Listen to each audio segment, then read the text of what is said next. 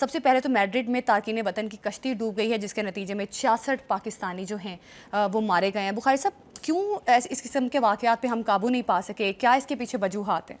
پہلی بات تو یہ ہے کہ ہمیں وہ جو لوگ جان سے گئے ہیں ان کے گھر والوں کے ساتھ اظہار ہمدردی کرنا چاہیے، چونکہ وہ گئے تو اپنے گھر کے حالات کو بہتر کرنے کے لیے تھے.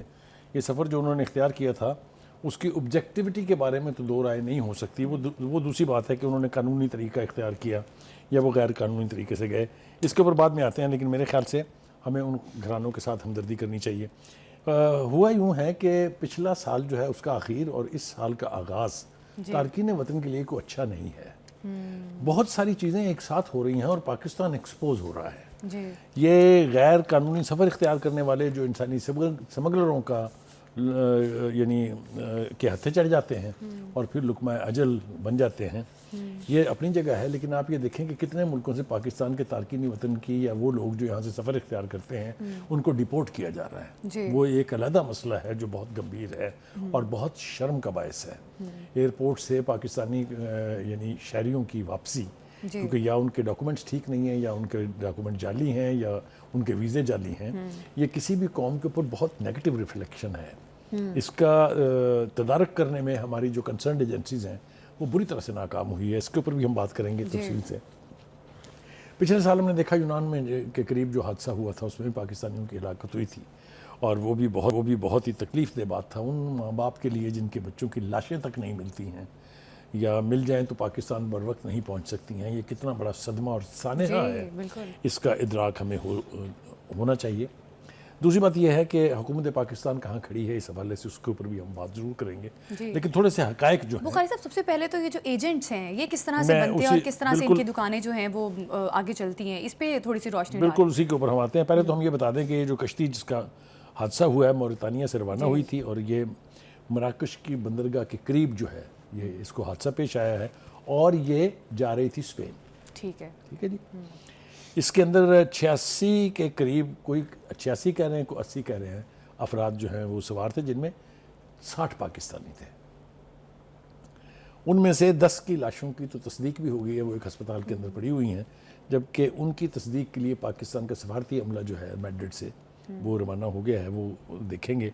باقی کے جو لوگ بچ گئے ہیں ان کو کوئی تقریباً 35 کے قریب جو لوگ ہیں انہیں وہ کہتے ہیں کہ دخلہ کے قریب ایک کیمپ ہے جہاں رکھا ہوا ہے. ایک تو یہ سانحہ میں نے رپورٹ کر دوں. دوسری بات یہ ہے کہ اسی طرح کے اور واقعات بھی ہوئے ہیں کشتیوں کے. یہ ایک کشتی جو ہے وہ 2 کشتیاں مراکشی ساحلوں سے روانہ ہوئی تھی جن کو بھی حادثہ پیش آیا. ان میں بھی 66، ان میں بھی بہت سارے لوگ تھے جن میں کافی کی ہلاکتیں ہوئی ہیں. تو یہ ایک بہت ہی تکلیف دہ بات ہے کہ جو لوگ اس طرح کا سفر اختیار کرتے ہیں ان کو نتیجتاً موت کا سامنا کرنا پڑتا ہے. اب آ رہی جناب آپ کے سوال کی طرف. دیکھیے یہ انسانی سمگلروں کا ایک پورا نیٹ ورک ہے جو پاکستانی بیسڈ ہے. ان کے کنیکشن ایران میں ہیں، ان کے کنیکشن افغانستان میں ہیں، ان کے کنیکشن یورپ کے کچھ ممالک میں بھی ہیں، ان کے کنیکشن ترکی میں بھی ہیں. میں نے چونکہ اس کے اوپر کافی کام کیا ہوا ہے اس لیے مجھے بہت سارے ان آسپیکٹ کا پتہ ہے جو اس وقت ان کے ساتھ شیئر کرنا بہت ضروری ہے. دیکھیے پہلے تو ہوائی راستہ ہے جس کے ذریعے لوگ خاص طور سے پاکستان سے مختلف ڈیسٹینیشنز پر پہنچتے ہیں. یہاں سے وہ بڑے مہنگے ویزے خریدتے ہیں جو ایجنٹ انہیں لے کے دیتے ہیں. وہ ویلڈ ویزاز ہوتے ہیں جس کے اوپر وہ ٹرکی، استنبول اور گریک کے ساحلوں تک، یعنی گریک ان 3 ممالک کے شہروں میں پہنچ جاتے ہیں اور وہاں آگے وہ چڑھ جاتے ہیں ان انسانی سمگلروں کے گینگ کے ہتھے جن کے پاس انہیں بھیجا جاتا ہے. وہاں پر جو کچھ ان کے ساتھ ہوتا ہے وہ بڑی دردناک داستان ہے. جس حالات میں وہ وہاں رہتے ہیں، جو انہیں کھانے کو ملتا ہے بہت لیمیٹڈ، جس طرح کے باغوں کے اندر، یعنی جو اٹلی کے اندر جو گراؤنڈز ہیں وہاں پر راتوں کو وہ سوتے ہیں اس خوفناک قسم کے موسم میں. وہ بہت ہی دردناک منظرنامہ ہے، وہ اس کی تفصیل میں ہم زیادہ نہیں جائیں گے.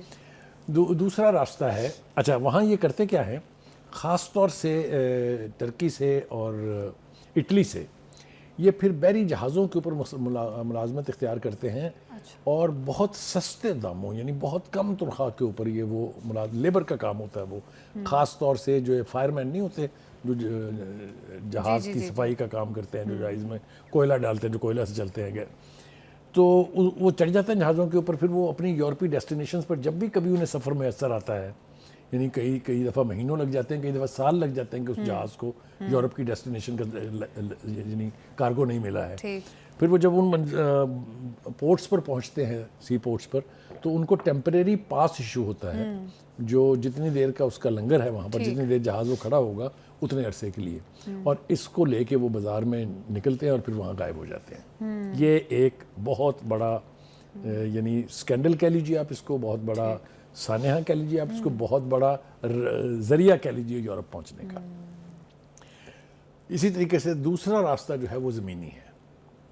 وہ دو راستے ہیں، یہاں سے لوگ افغانستان کے راستے جا کے ہرات سے داخل ہو جاتے ہیں ایران میں، اور ادھر سے کوئٹہ کے بارڈر تفتان سے داخل ہو کے زاہدان میں چلے جاتے ہیں۔ موسٹلی تو زمینی راستے اختیار کرتے ہیں۔ اب وہاں پر یہ ہو رہا ہے کہ ہماری جو اطلاعات ہیں وہ یہ کہ کچھ لوگ پاسداران کے حلیے میں اور کچھ پاسداران بھی وہ وہاں پر ان پاکستانیوں کو پکڑ لیتے ہیں اور اپنے پاس یرغمال بنا لیتے ہیں، پھر ان کے اوپر تشدد کرتے ہیں، اور تشدد کے دوران جو خون نکل رہا ہے ان کا، کسی کا کان کاٹ لیا، کسی کا کچھ، وہ ویڈیوز پھر ان کے گھروں والوں کو بھیجتے ہیں اور ان سے پھر تاوان مانگتے ہیں۔